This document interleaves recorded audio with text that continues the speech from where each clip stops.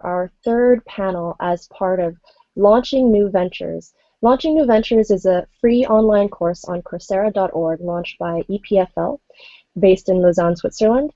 It's a 5-week course that goes through the introductory aspects of entrepreneurship, and we're very pleased to have alongside the course these online panels with expert entrepreneurs from around the world. So with me now I have Chris Tucci, our professor and co-instructor of the course in Lausanne, Switzerland. Hello, everybody. Chris is over at our College of Management here in Lausanne, and I'm also here with Eric Mikovsky. Is that correct, Eric? Yeah, that's my name, Eric Mijikovsky. Mijikovsky, excuse me. Eric Mijikovsky, who's joining us from San Francisco. Eric is the CEO of Pebble Technologies and will tell us about his Kickstarter campaign, which was the fastest funded Kickstarter campaign in Kickstarter history. And next we have James McManus. James, where are you joining us from? I'm from Dublin. Hello. James is tuning in from Dublin, so wow, I'm really glad that you're coming in from there. James also funded a campaign successfully on Kickstarter and is a creative entrepreneur working with 3D printing and wood.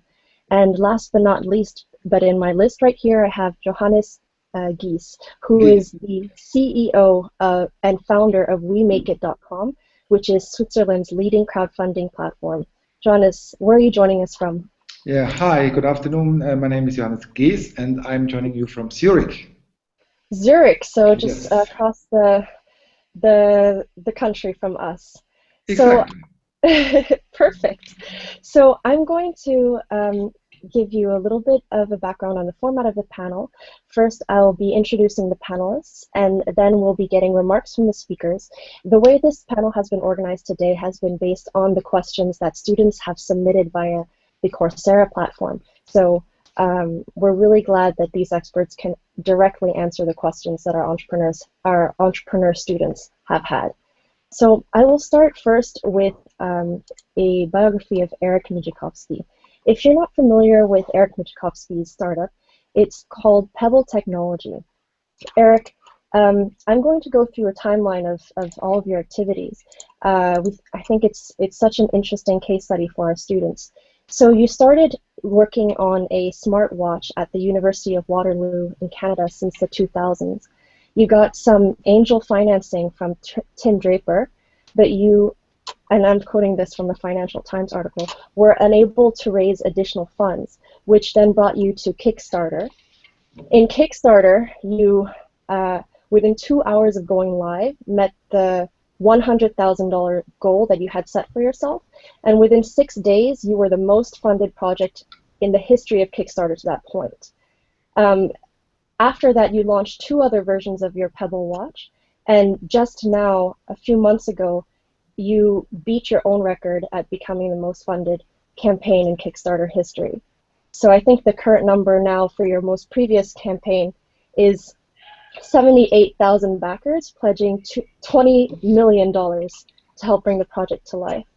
So can you give us a little bit of background on why you turned to crowdfunding and why that was interesting for you? It was interesting for us because at the time when we were first working on, we had built several watches up until 2012, but in 2012 we put together the designs for Pebble, or what would have become Pebble. And we had this great product that we had already tested quite extensively with a smaller market, and we had learned so much from our earlier customers. We had sold about 1,000 of our first watch. So we knew that it would be awesome. We knew that we had something that was very cool, but we were unable to find traditional money at the time. We beat the road down here at Sandhill Road, which is a road that's lined with some of the best venture capitalist firms in the world. And at the time, I probably had spoken to 30 or 40 different investors and was unable to find someone who would sign a term sheet and really put their money where their mouth is. We heard a lot of people who are interested. One thing that entrepreneurs always hear is like, oh, it's a very interesting idea. I want to hear more. I want to learn more. Investors love to keep track of potential investments, and so you'll frequently check in and check back with people. But we found that just never actually converted to money, to the actual thing that we needed as a company to survive. We had about $60,000 left in the bank at that time, and we had heard about this website called Kickstarter, where people posted projects and submitted them to the crowd, and people would be able to kind of vote with their dollars. And we ended up posting our project in April 2012. We had a small user base of about a couple thousand people who we had already talked to, had already got excited, and I think those were the people that started backing us right away, right at the beginning on day one.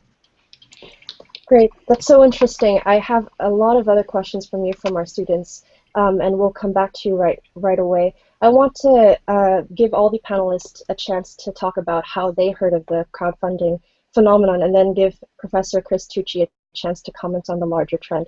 James McManus, you're also a creative entrepreneur. How did you hear about crowdfunding, and why did you decide to give it a go?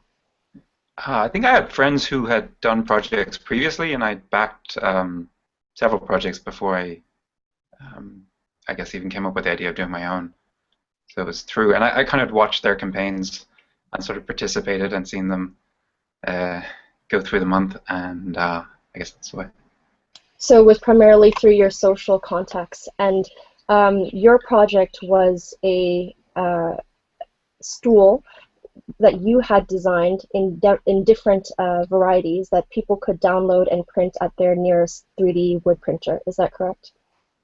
Yeah, I mean, it's CNC machining as opposed to 3D printing, but Okay. it's just in wood as opposed to in plastic or metal. But yeah, the aim was to test. I kind of had this, I don't know, a lot of interest from in college with all these digital machines and what was the future of digital manufacturing. And I guess there was, several themes that are all, I guess, theories, or they're not tested. One being distributed manufacturing and the idea of just having digital file databases like iTunes of 10 times the amount of designs of woodworking than we currently have. And then there's another forms of the long tail of manufacturing, and there's all these interests of what digital manufacturing would look like. So I just wanted to test a really niche product and see how big was a niche product and go one by one. So the first thing I thought, which was the smallest niche that I could think of, was a rocking stool. And that's, I guess, why I wanted to test that on Kickstarter. And it was kind of a sort of happy experience. I learned a lot from it, and it's good. That's really interesting. Thanks, James. We'll go back also to more of your learnings about your Kickstarter campaign, which we're finding that all the successful campaigns faced a lot of challenges along the way. What I find interesting in both of your stories is that, Eric, you started using the campaign when the crowdfunding platform Kickstarter, back when it was more for funding creative projects and films. And James, you're also talking about the idea that you were looking at a niche product with very particular tastes. And so, Johannes Gies, could you talk to us about how you discovered crowdfunding? Because We Make It is now one of the leading crowdfunding platforms in Switzerland. It has one of the highest project success rates of all platforms. More than 2/3 of all projects surpass their goals. But it's also quite new, and from what I can see, a lot of creative projects on there primarily. And you yourself are an artist. You yourself are an artist. So could you comment on how you discovered crowdfunding, and whether you see it mostly as an outlet for creative projects or others?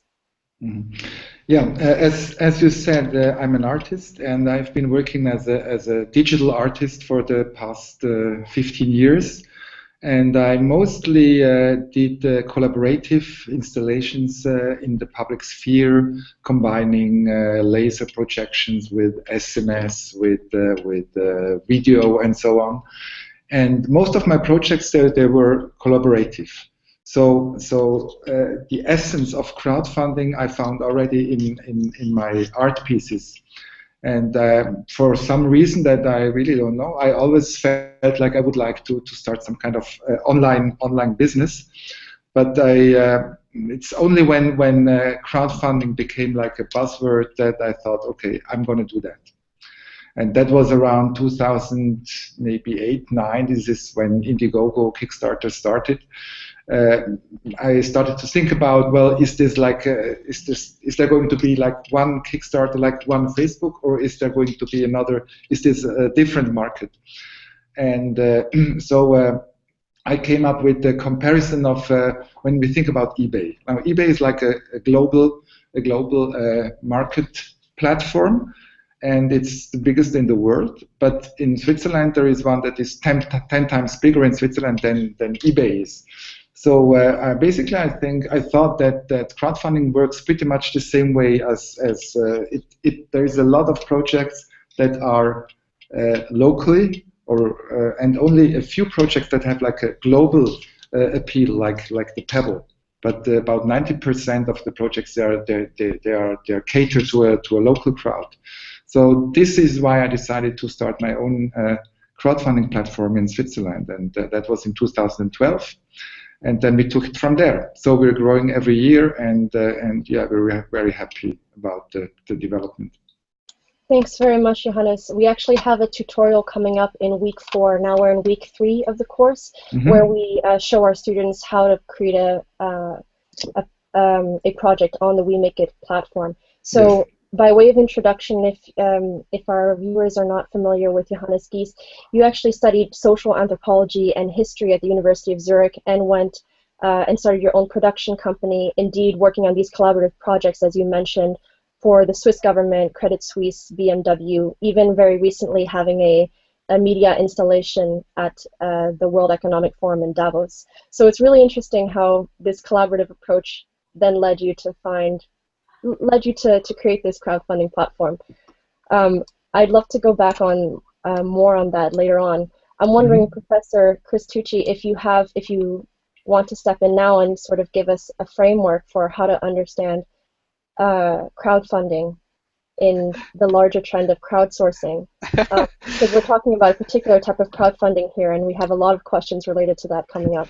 Yeah, it's a big area. I'm very excited about. I mean, I'm spending a lot of my time thinking right now about crowdfunding and crowdsourcing in general, and you know, I think that it's, of course, crowdsourcing is a very old subject.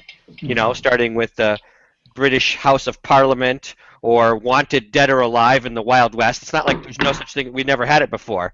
But I think lately, because of the internet popularity and the internet boom, we've made it so that people can ask for, at first, asking for input, you know, from crowds, and then slowly moving to asking for expertise from crowds, and then, you know, asking for money from crowds. So that I think that, you know, it's turned into a big trend, and the thing that's very nice about it is the reach aspect of it, so that, you know, we're able to get to a lot of people, either for input, for ideas, evaluations, and or for money.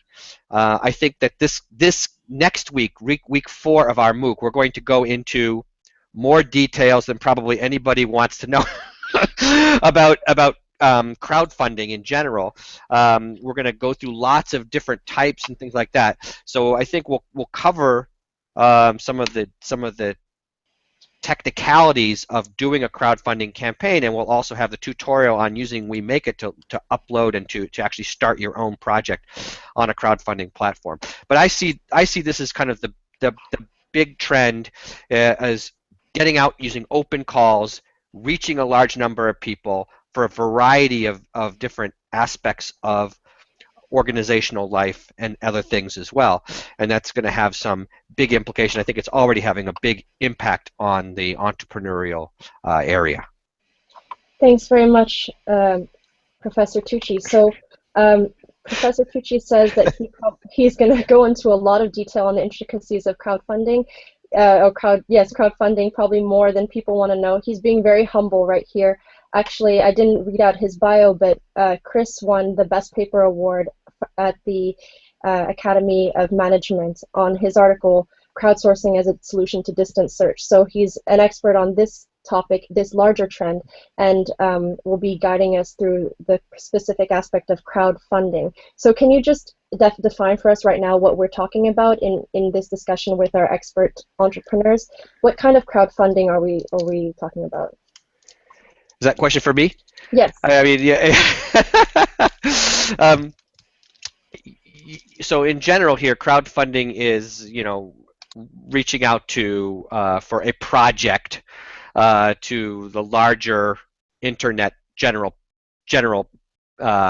public for usually some kinds of resources. Now, next week we'll talk a lot about the details of all or nothing type funding, which is usually, I think, what our colleagues here are going to go through today, that they were able to fix a goal, and then you have a certain period of time in which people can make some kinds of resource available to you for getting some things in return, which could be varying from equity, debt, gifts, rewards, pre-sales, etc.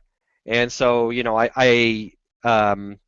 I don't think we're going to talk right now about equity. We for sure will talk about it next week, but maybe if I saw that some of the people had questions about equity crowdfunding as well. But for now, I think a lot of us were talking about rewards or pre-sales, and they are usually all or nothing, but there are other kinds too, where you keep what you get, etc. So for this particular exercise, I thought these were really great cases of rewards or pre-sales and all or nothing type campaigns. You're muted. Thanks for that introduction, Professor Tucci. So to clarify, we're talking about reward-based crowdfunding, which, as Professor Tucci said, could also be used as an additional sales channel. So I think this leads us directly into Eric's experience of using a crowdfunding campaign not only as a way to raise money without giving up any equity, but also as a pre-sales channel. So again, to remind our viewers who aren't familiar with your story, you had sold already over 1 million watches and then decided to go back to the Kickstarter community to do the second launch. Can you explain what you're thinking behind that, the benefits of crowdfunding? The second time we launched on Kickstarter was probably not the best example of how I think small companies can use it. It was a very unique example, it was something specific for us. But the first time we launched on crowdfunding, I think that was to illustrate the point. It was exactly the moment where we appealed to the community to say we have something really interesting. It needs money to survive. It needs to be able to get funding in order for it to become real. Are you interested? Is the world interested in what we're making? And I think it was a moment where the tens of thousands of people rose up and said, yeah, it's a gadget, it's cool, but it's me, it reflects me, it's something that I would like to try, and people signed up. I think that's a really important facet of crowdfunding, which is, we live in a consumer world. We live in a world inundated with advertising and with brands and with products, and I think it's rare, but some of the best ones spend tens of millions of dollars to try to get you to identify or sign up really to be part of a brand or wear a brand across your chest. And I think crowdfunding is one of those opportunities that small companies and small groups have to kind of level the playing field and ask people, hey, do you want to sign up and do you want to support this? And that was very much our first campaign. The second campaign we did was just 4 months ago now for our second major watch, Pebble Time. Got one.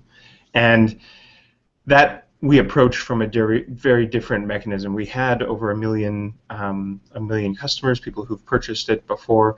One of the reasons why we went back to Kickstarter was really from, I think, a chance to talk directly to the community that supported us from the beginning. It wasn't necessarily to try to broaden the community massively, but really to forge kind of a direct path to the people who supported us 3 years ago when we launched for the first time on Kickstarter.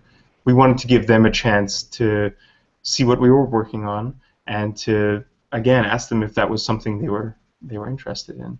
It also turned out to be a fantastic marketing opportunity for us because at the time Apple was just about to launch their new Apple Watch, and it was a chance for us to kind of break into the news in a lot of ways as well. That's interesting. So you thought that the crowdfunding platform offered a lot more than just the financing aspect. So you mentioned going back to the same community that had supported you. The same thing actually happened with the launch of your first watch, where after your successful crowdfunding campaign, you actually raised Series A financing. So it wasn't directly from the crowdfunding campaign that you were seeking financing, but other things.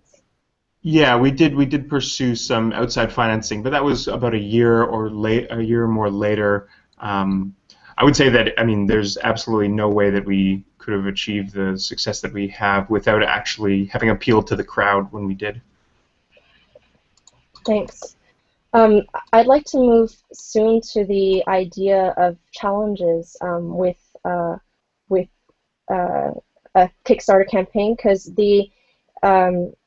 I guess the elephant in the room is that the whole challenge is to set up your crowdfunding campaign, and we'll be going into a couple of pieces of advice from you on how to set up a successful crowdfunding campaign. But I think the misunderstanding is that once you get people to pledge that money on your project, that you're set and that's it. But it seems that once people have put in their pre-orders and pledged their amounts, there's a lot of other work to do. So Eric, I remember reading for Pebble, in a way you were almost challenged by your own success, because you had 69,000 backers that wanted to order the first edition. This was a couple years ago, so now you're no longer in the same situation. But with your first launch, they had wanted to pre-order those watches, and since the demand was a lot higher than you had expected, you had to switch from producing that locally to switching to a overseas manufacturer, and that caused some delays, which upset some backers. Can you talk about that challenge and then how you overcame it? At the time, before we had launched on Kickstarter the first time, we had thought about doing small batch manufacturing at the same facility where we had produced our first watch, but it rapidly became impossible to do that as we saw more and more backers come on board. So we knew what we were doing. I think it's a pretty well walked road to manufacture things in large quantities. I mean, there's many thousands of companies who do that already. So we talked to our friends, we talked to our mentors, we found some experts in the field, talked to them about how small companies can begin to manufacture things, and I think we just put our minds to it. We ended up flying. 3 of us flew to China and lived in China for several months to basically operate in the factory and make sure that things were progressing well. But I'd say that early period, the one thing that held, or one of the major things that held our basically held the project together were the project updates that we posted on a bi-weekly basis to our Kickstarter page.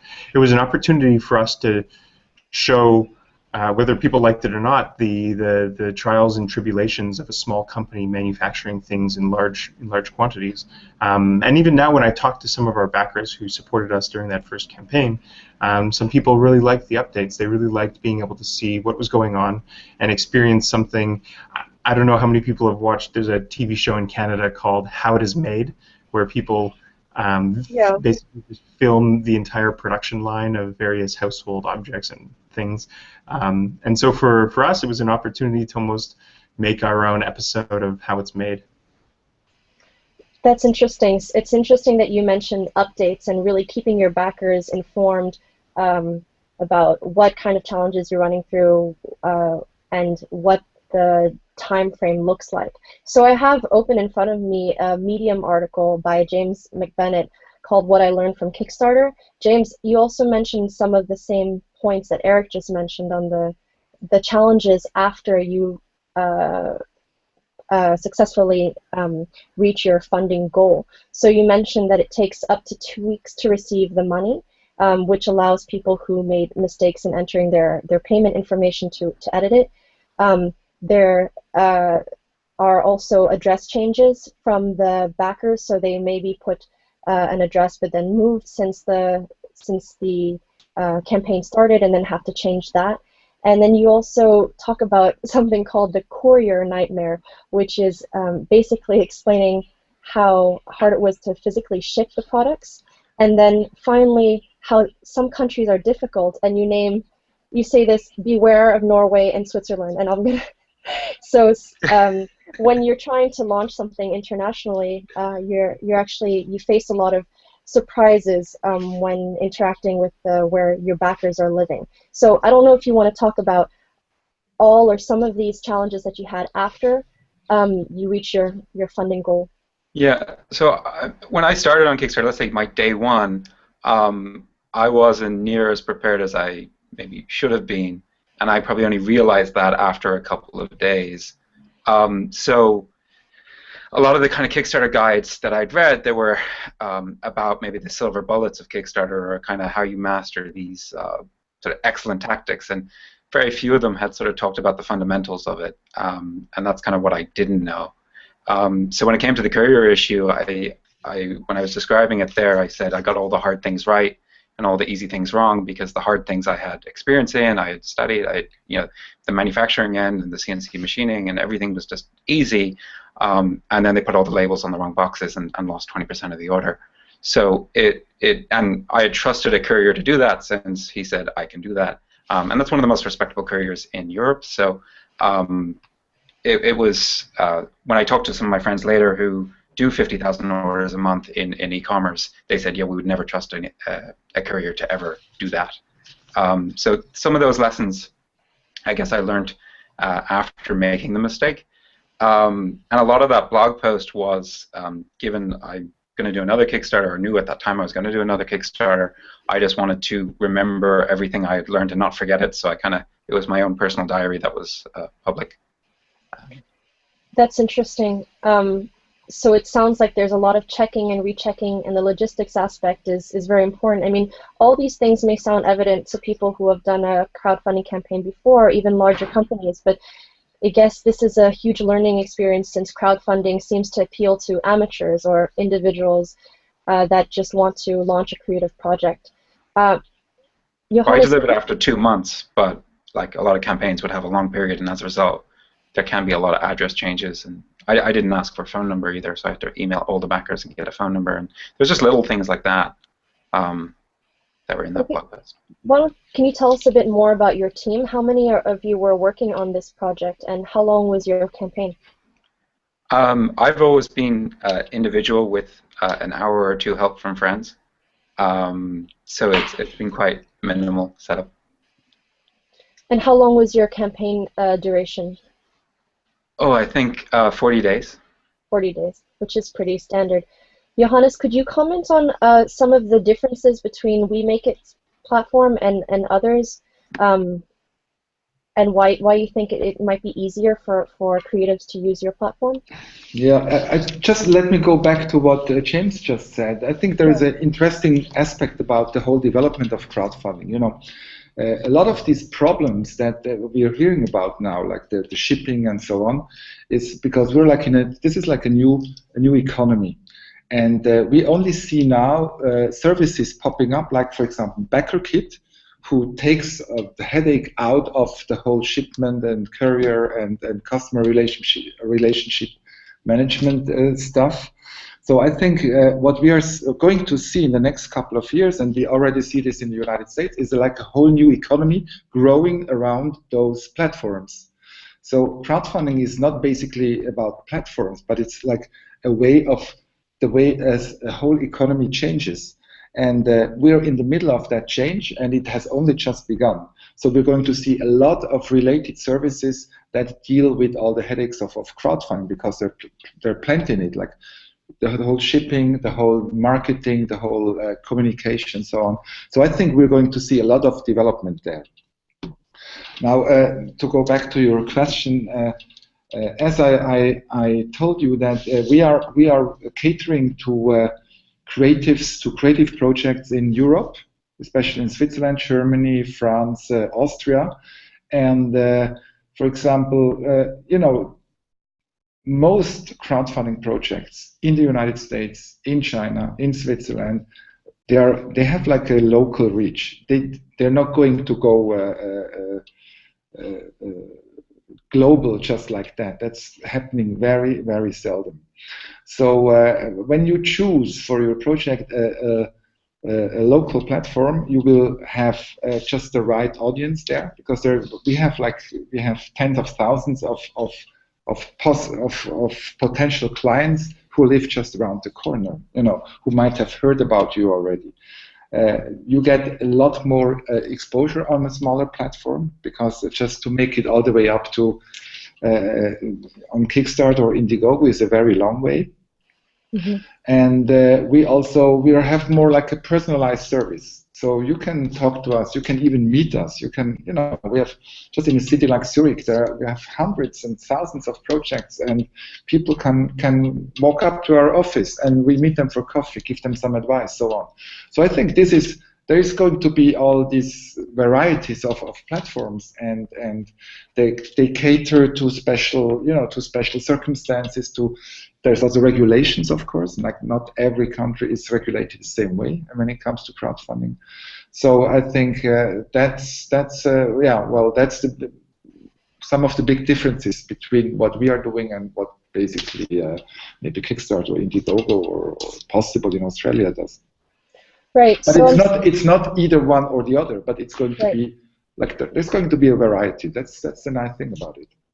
Right. So what I'm getting from you is that every platform has its own personality.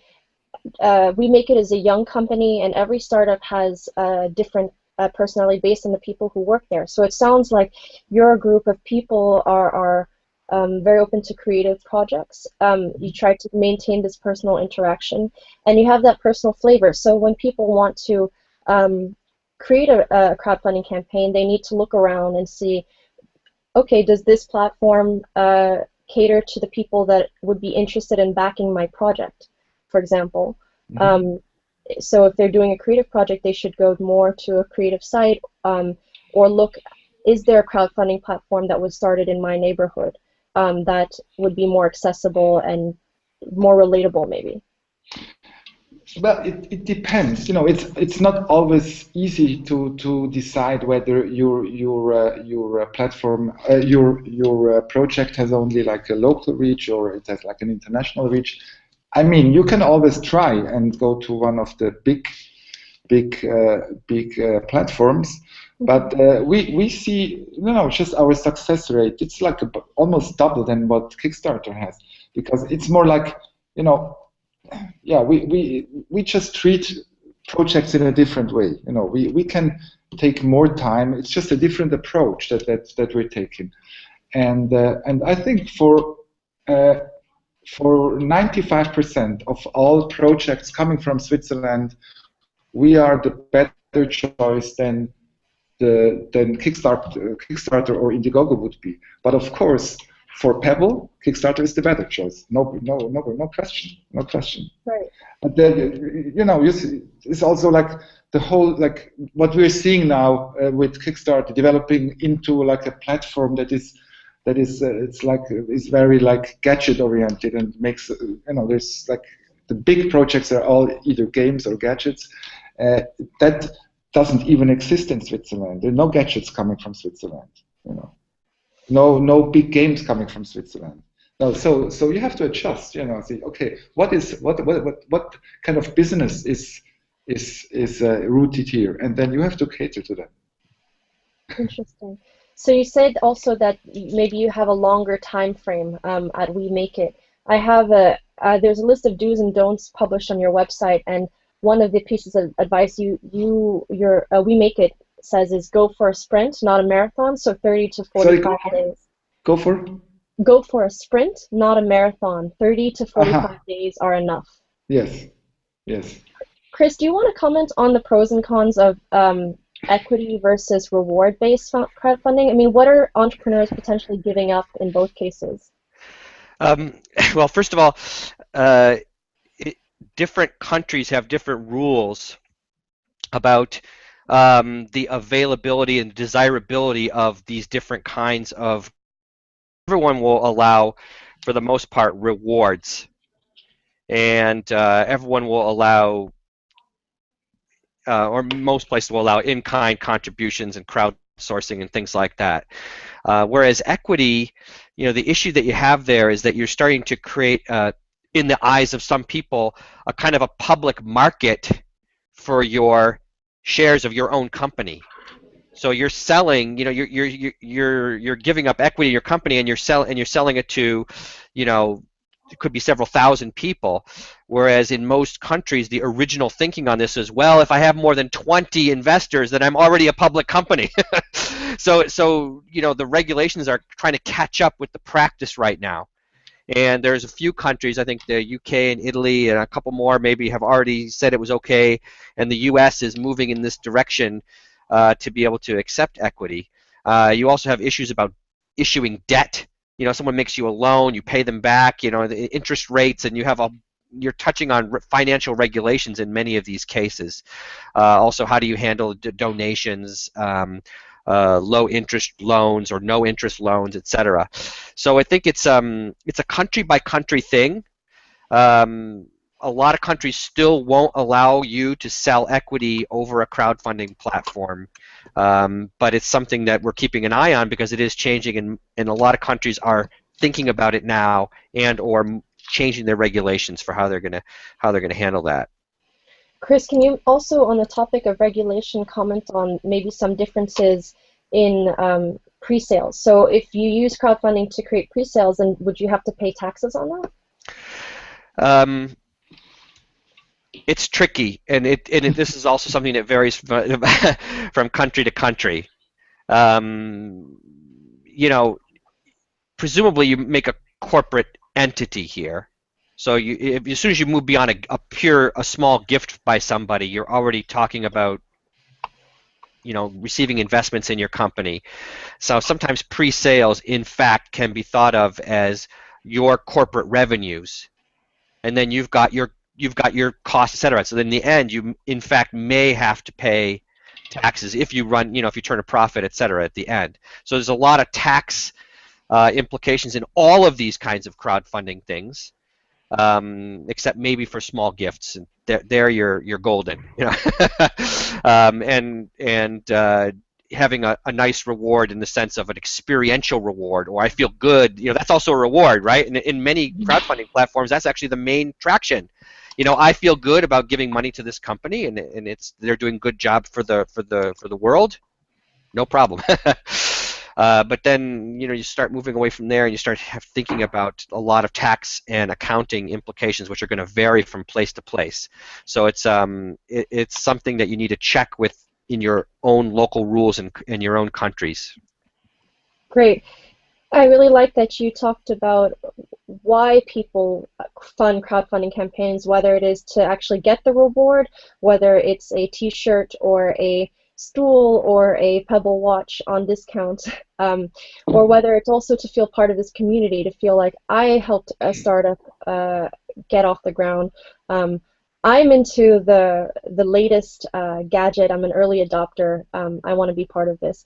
What your points also drew me to, Professor Tucci, is the idea of telling a convincing story, so giving a convincing pitch. So it's interesting to me that Eric mentioned at the beginning you went back to Kickstarter because a combination of things made it an interesting story. So it would also be a way for you to get free press or launch your product in an interesting way. James, I know that you also in your blog post dedicate a lot of time to reaching out to influential bloggers and people that would be interested in covering your campaign, because those people are going to spread the word and send funders back to you. So Eric, I don't know if you want to talk about maybe how you brought across the story. You have a great product. Did you focus on the product as well as the story of making it, or how did it work for you? PR works in it's not a black magic. It's not a black box. It's pretty straightforward. People want to talk about things that are new, that are shiny, or have a particular kind of linkage with a popular story at the time. So the very first time we launched our product back in 2009, it wasn't when we went on crowdfunding, but it was the first time that we started talking about our product to the world. It was around the time that a lot of municipalities and states were banning cell phone use while driving. They were blocking people from using their cell phones while driving, and that was a big story at the time. California had just done it. New York State had done it a couple months or years before, and so we pitched reporters. We talked to reporters and emailed them a pitch that would talk about the fact that these states and provinces were banning cell phone use while driving, and there was an opportunity to still see who was calling by using a smartwatch. And that was us kind of leveraging an existing trend or an existing story and kind of hitchhiking on that, or latching ourselves to that story. So that's a very useful mechanism for getting the word out about your startup, about your project, about your product. What we did in 2012 when we launched on Kickstarter the first time was we nurtured a relationship with the press beforehand. We it's pretty simple. We love reading blogs ourselves. The people who worked at Pebble, we love the tech blogs. We love reading Reddit and that kind of thing. And so what we did was we actually just reached out to some of the reporters and bloggers that we ourselves enjoyed reading articles from. And it turns out it was not impossible to get in touch with these people. We explained that we were working on a new project. We showed some photos in the first email that we sent, and we explained that we had been longtime readers of their blogs and of their articles, and we thought that because we had been reading them, that this would be interesting to them as well. And not every single person responded, but we got a couple leads. Bloggers who would be interested in covering our launch, and we ended up talking to them about 3 or 4 months before we launched on Kickstarter. And this is something that I think a lot of people kind of forget or leave to the last moment, which is how are you going to actually get the word out about your project? Kickstarter, in a lot of ways, is like Craigslist. It's just a public website where you can post something, and it's primarily up to you to share it with the world. No one else is going to do it for you. There's no magic button that brings people to your site. So there's a lot of legwork. There's a lot of hitting the pavement and talking to people, both customers as well as the press. That's really interesting. So I'm hearing that there's a lot of work prior to launching the campaign, talking to people, getting a lot of no's, getting a lot of unanswered emails. And a lot of creativity behind there too. You had to find an interesting angle with the whole banning of use of cell phones while driving. So this leads me to one of the questions from our students. This is from Olivier, who's based in our city, in Lausanne. He's asking you, how do you explain the huge success of the Kickstarter campaign? What was the main driver of success? So you've mentioned already the press and getting the word out. But you also haven't mentioned the fact that your product is very different. You have a long battery life. I think the first watch had a 7-day battery life, and a very interesting user interface, and the ability to host apps on a completely different operating system. For us, I think the first time we launched on Kickstarter, there was a very specific reason why it kind of went viral. I think we had played off a couple themes that were going around. So one was crowdfunding itself was new and very shiny, and it was very cool for reporters and bloggers and newspaper writers to write about a small project that kind of went viral. But I think from a consumer standpoint, we did something with our marketing that explained the product in a very strong way. Up until that point, up until 2012, we had been explaining the watch, and my friends can attest to this because I'd been working on it for years up until that point. But it had always been a pretty complicated pitch that we were making.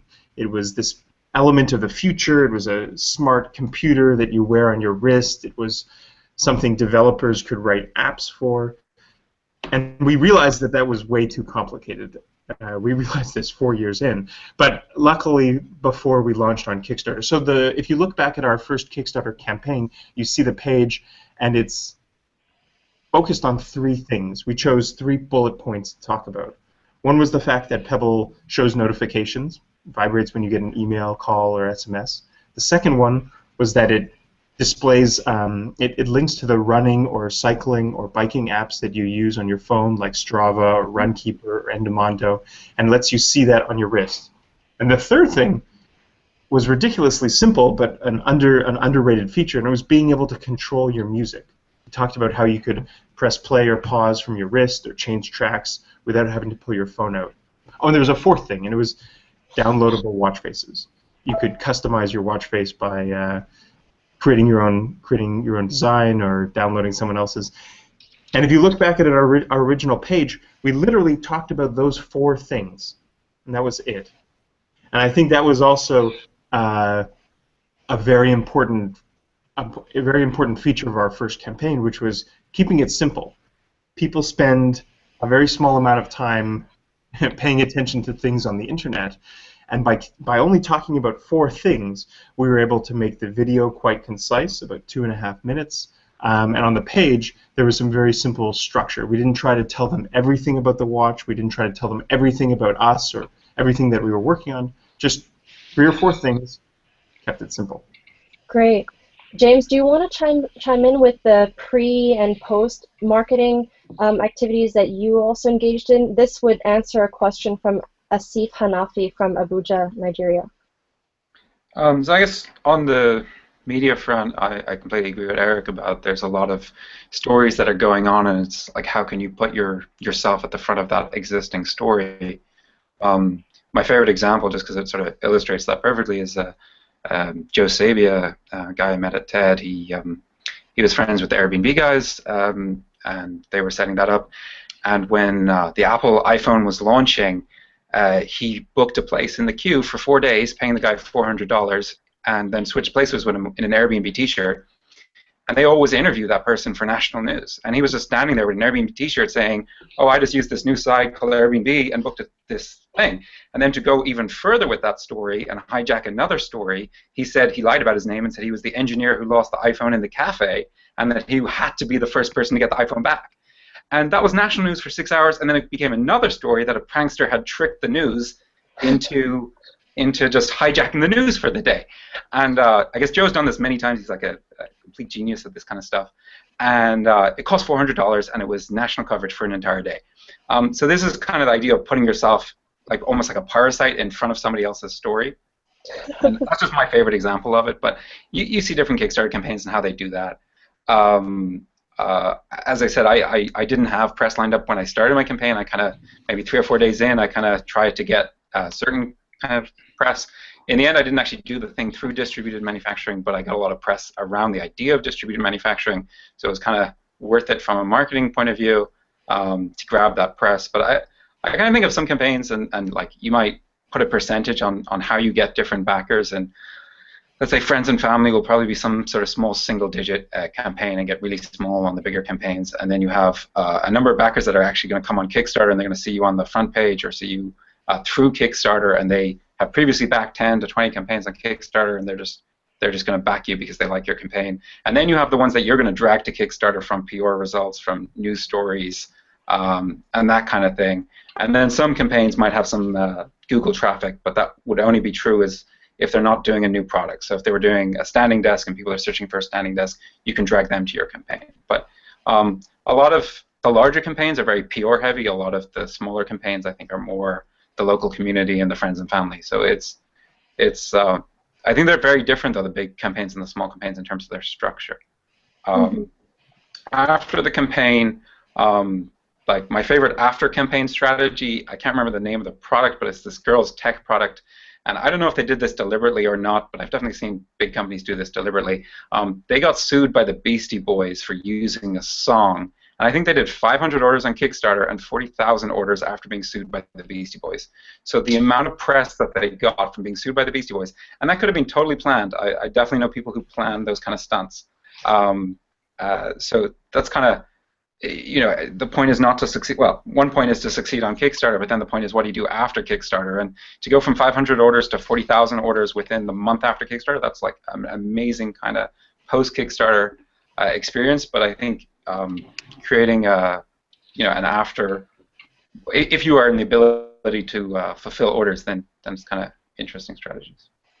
Thanks, James. So it sounds like you were sort of leveraging the trend of distributed manufacturing, but then you were also really inspired by these creative approaches to marketing. And this is actually perfect because it fits in with the topic of our last panel, which was guerrilla marketing and growth hacking. And it also brings to mind the idea that crowdfunding is not the goal, or gaining funding, raising money is not the goal. This is all part of a larger attempt to get people to know about your product, know about your company, and eventually make those orders. So we have 9 minutes left. I'm going to keep going with these questions that we got from the students and the questions that are being submitted right now through social media.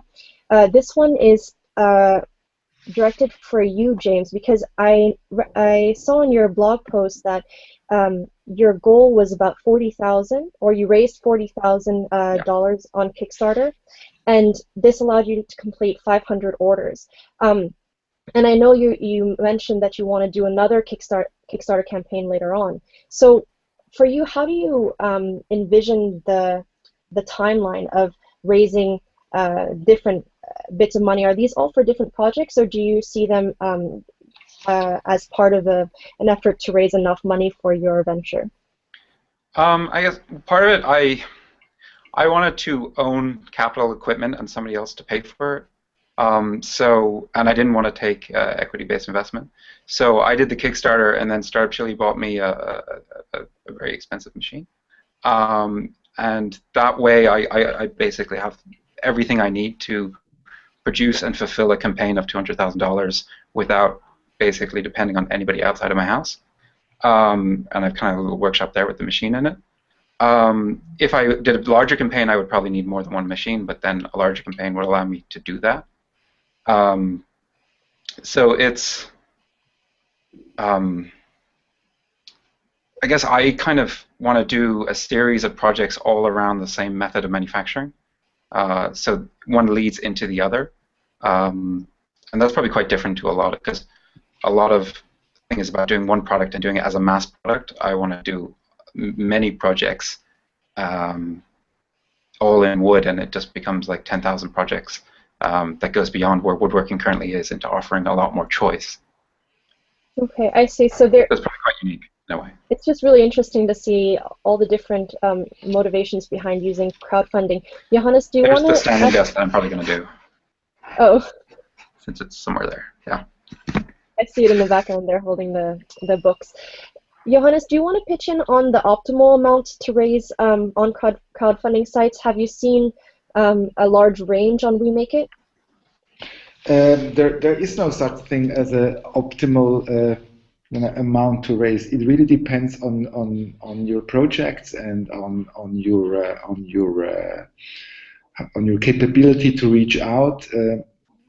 You know, for some people, $2,000 are a lot of money. For other people, $2 million are the right amount. So I wouldn't say there is like the right amount. It really depends on the product or the project or the audience that you have. So it's really very difficult to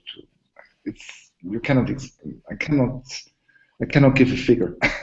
Okay, that's fair enough. And would you have any comments? But there is a very simple calculation you can do. You know, you can take like an amount like $10,000, and then you divide it through an average pledge on a website. For example, in the case of We Make It, it's about $100. So this means you need 100 supporters to get $10,000, and then you can think about, well, can I reach 10,000? Can I make 100 people pay for what I'm offering?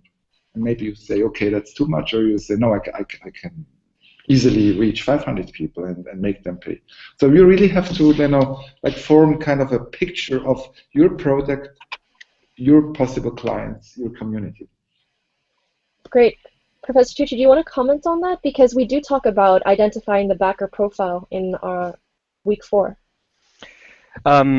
It's true.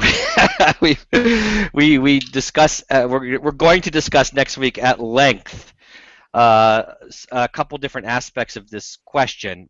and it's a complicated question that requires, sort of thinking this through, like, how much money do you want to ask for? Well, how much money do you need? Well, you have to think through your capital requirements and how much you're going to be spending over the next year or two, and how much can you possibly get from these various sources, and what's the optimal source, et cetera, for your particular business, of which crowdfunding is one little piece, and usually the smallest piece, in fact. And I know that we've had some great successes here with Pebble, et cetera. But in many cases, the crowdfunding piece is just to get you launched and to understand. And then, that's also used as your first marketing and your first test marketing. And that's why I thought was also very interesting about the panelists. Some of their comments here was how they were thinking about it in terms of marketing and fundraising at the same time.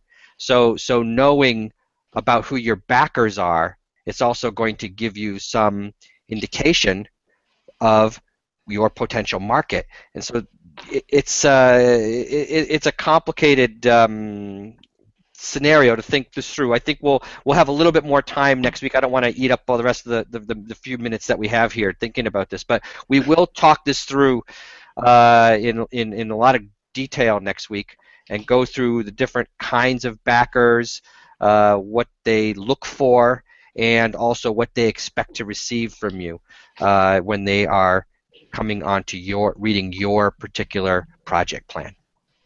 Thanks. So I want to leave the last few minutes then for our entrepreneurs to give some parting words of advice to the viewers.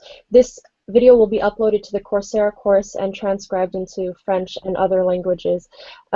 So how can you decide whether or not to actually do a crowdfunding campaign? And then what is a last piece of advice for making it successful, whether it's managing the backer relations, managing the investor relations that come afterwards, or fulfilling your orders?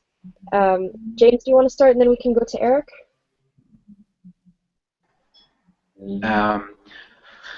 I would say, sort of when thinking about the campaign, I generally find it interesting or more relevant to think in backers than in dollars. You can think a lot more about shipping and warehousing and the amount of things you have to do.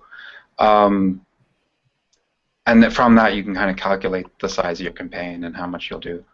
I think it's really interesting to read the wallet post on the Kickstarter blog about just go do a wallet, which is seen as the sort of minimal amount of manufacturing that, minimum amount of work to really learn about manufacturing, that everyone should just, while a college student, do a wallet Kickstarter so they can learn a little bit of manufacturing, a little bit of marketing, a little bit of everything.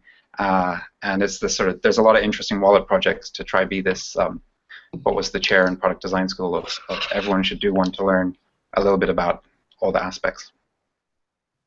Because you can just go do one. It's not that hard, or it is hard, but you learn a lot. So your advice is just go out there and try, look at all the products that are out there, and see what kind of experience you can get. So that's great advice. Kind of do the small one and then learn the lessons and then go do the big one. Hopefully our students will take that advice and use this to try out their project.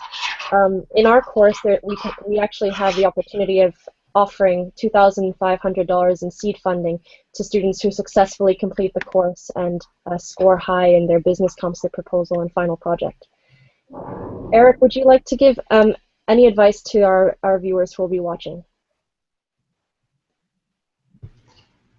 I think, having done this for I think it's just over 7 years now, I think one of the coolest pieces of advice that I got from Sam Altman, who's running Y Combinator right now, is he said,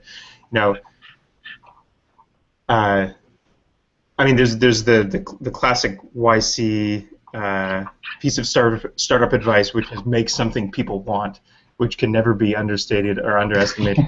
Making something people want is pretty much the most critical thing that you can do, especially in the early days. But the second thing that he shared was something interesting. He said, it's very difficult if you give up or if you stop working on a project. It's very difficult to succeed at that project. If you keep working on it and if you keep hammering away at it, you'll have a non-zero chance of success.